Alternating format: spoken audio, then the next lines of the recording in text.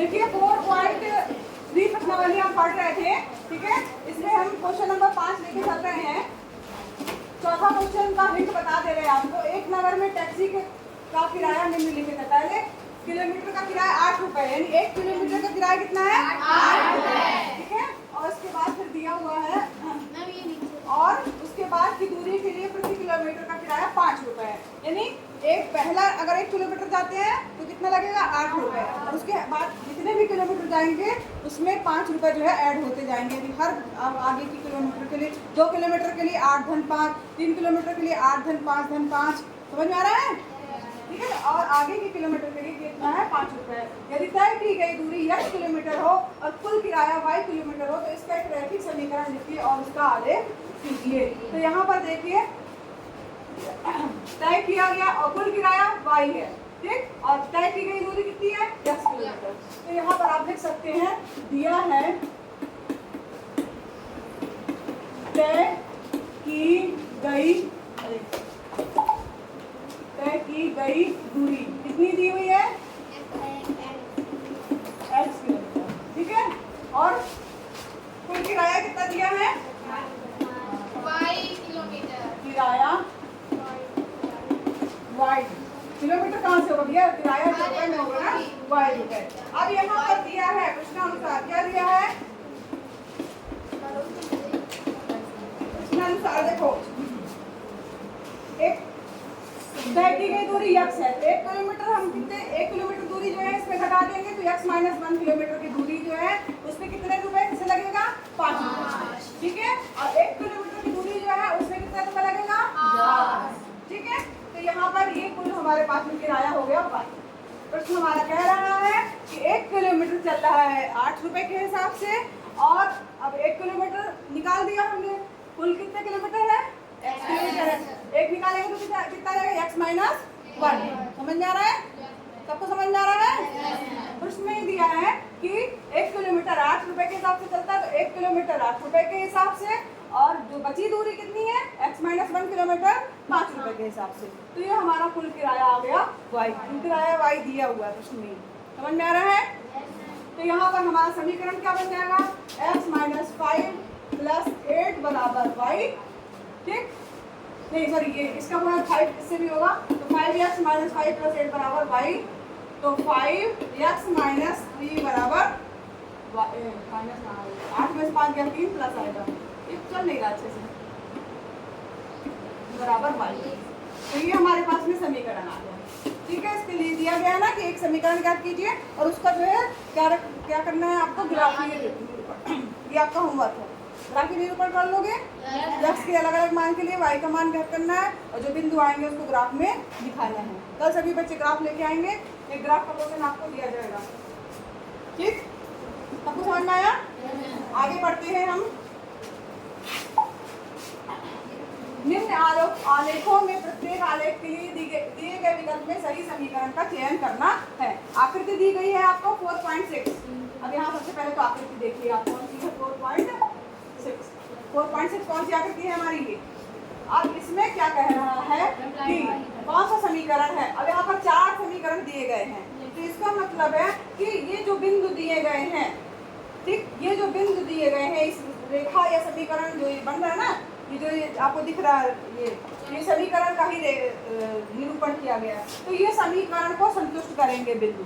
अब जिस समीकरण को सभी बिंदु संतुष्ट करते होंगे वही इसका सही आंसर होगा। पहला हम ये लेते हैं y बराबर x, तो 0 0 रखेंगे इसको,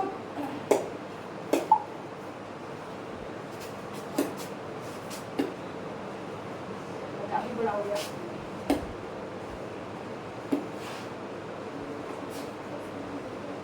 देखो अब यहाँ पर पहला है हमारा समीकरण, प्रश्न नहीं दिया हुआ है, y बराबर x, ठीक है, y बराबर x, ठीक है। अब यहाँ पर हम 0 0 लेंगे तो 0 बराबर 0, ये तो संतुष्ट कर रहा है। लेकिन -1 बराबर -1 x का मान कितना है? सॉरी 1 है, यहाँ पर 1 लिखना है, ठीक है। 1 बराबर -1, y बराबर x दिया है ना, तो यहाँ पर -1 बराबर y के मान क्या? 1 बराबर -1 क्या हो सकता है? 1 -1 के बराबर हो सकता है? देखो यहाँ पर दूसरा बिंदु दिया -1 और 1। अब इसको समीकरण को संतुष्ट करेगा तभी ये इसका हल होगा। तो इसमें y का मान कितना दिया है 1, x का मान कितना दिया है तो 1 बराबर -1 होता है क्या?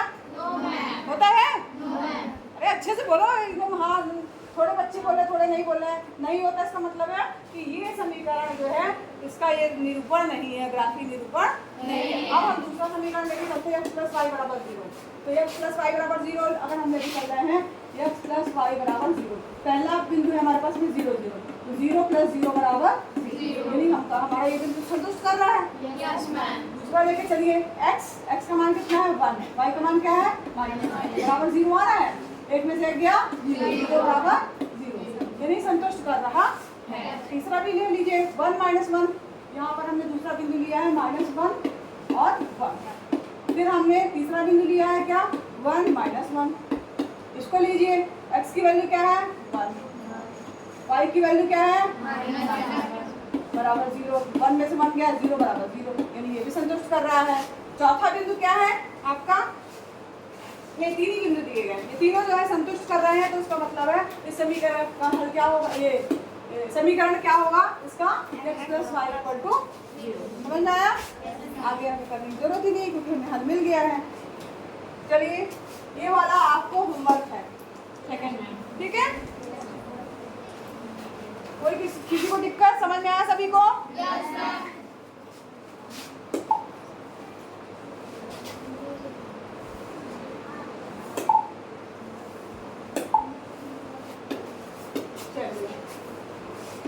अब इसके बाद जो है आइए नेक्स्ट प्रश्नावली में इसको आप छोड़ दीजिए। अब यहाँ पर देखो एक चीज दिया गया है,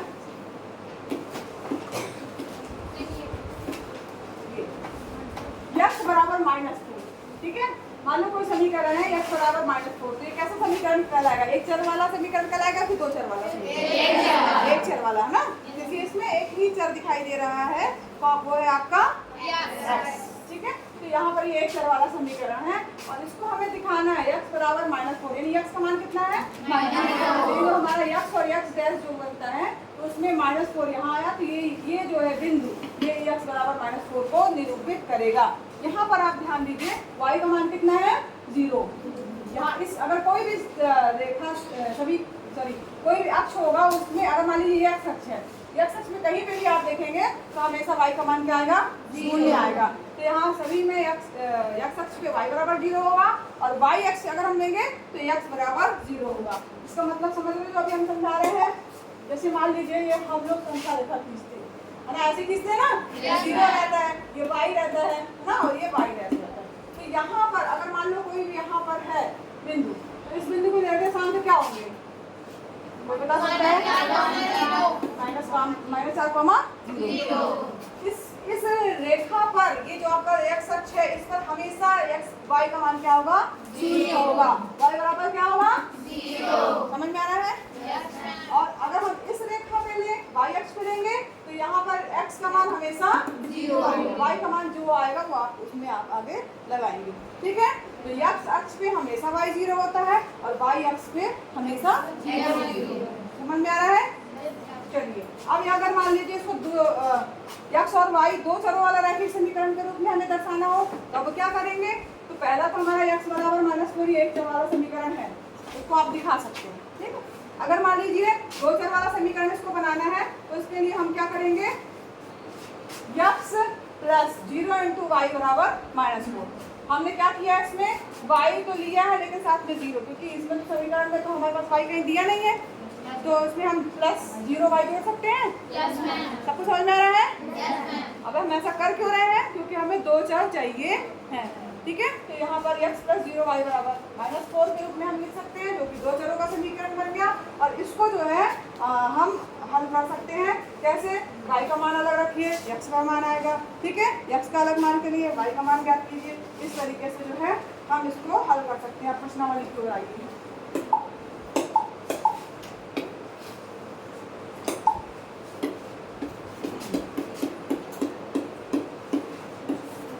4.4, ठीक है? अब यहाँ दिया है समीकरण के रूप में y बराबर 3 का ज्यामितीय निरूपण करना है हमें। कब? एक चर वाले समीकरण के रूप में और दो चर वाले समीकरण के रूप में इसको बनाना है। तो यहाँ पर जैसे अभी हमने पढ़ा है बिल्कुल वैसा ही आपको करना होगा। इसके लिए आप क्या करेंगे, एक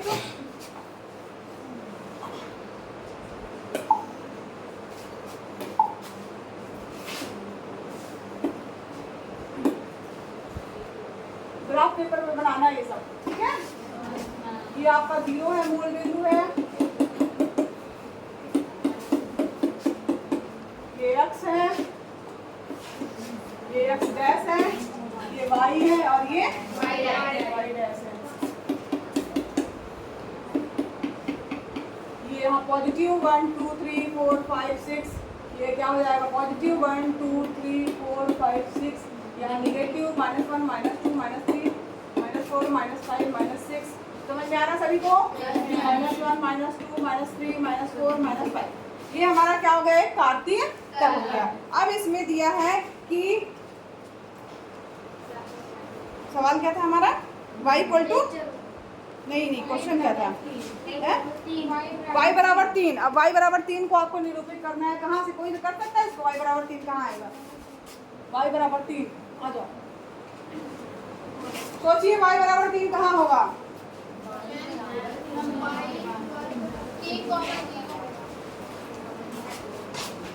y बराबर 3 को आपको निरूपित करना है। y बराबर 3 निरूपित करिए।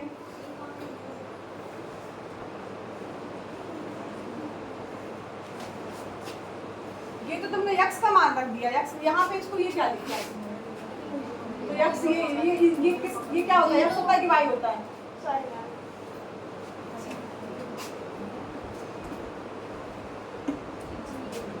हाँ ये होगा, ये बिंदु होगा, ये दिखा रहा है, देखो बेटा ये अच्छा ये नहीं 0 3 लिखोगे और ये y बराबर इसको 3 दिखाना है, तो ये यहाँ आएगा। समझ में आ रहा सबको?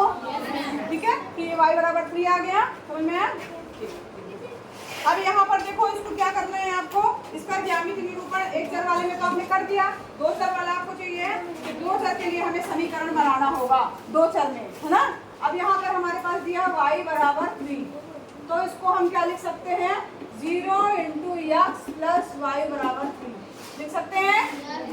0 का हमने क्या किया है, x के आगे 0 लगा दिया, 0 का गुणा x से करेंगे तो क्या जाएगा 0 और 0 + y क्या हो जाएगा y, यानी y = 3 को हम इस तरीके से भी लिख सकते हैं। अब इसमें आपको दो चर दिखाई दे रहे हैं, ठीक। अब यहाँ पर जो आपका दो चर दिखाई देगा, इसमें जो है x का मान लेके अलग अलग और y का मान आपको निकालना है। अब x बराबर अगर हम 0 रखेंगे तो इसमें क्या आ जाएगा 0 + y बराबर 3, यानी y बराबर 3। तो यहाँ पर एक बिंदु हमारे पास आ गया 0 3। समझ में आ रहा है?